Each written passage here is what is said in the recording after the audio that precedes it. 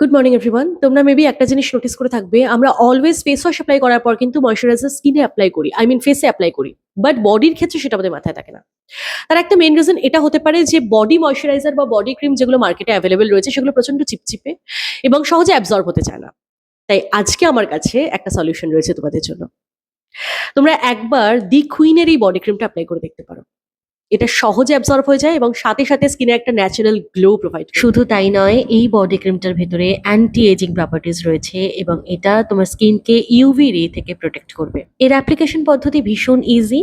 তোমরা বডির যে পার্টে এটা অ্যাপ্লাই করতে চাইছো সেটাকে একটু জল দিয়ে ভিজিয়ে নিয়ে সেখানে দি কুইনের কোকোনাট মিল্ক পাউডার ফোমিং ক্লিনজারটা অ্যাপ্লাই করবে। স্কিনের যত ডার্ট এবং ইম্পিউরিটিস সেগুলো বেরিয়ে স্কিনটা ক্লিন হয়ে গেলে সেখানে দি কুইনের বডি ক্রিমটা অ্যাপ্লাই করবে।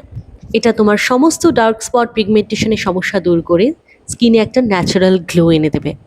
বডি স্কিন তাও আবার গ্লোয়িং, বুঝতে পারছো?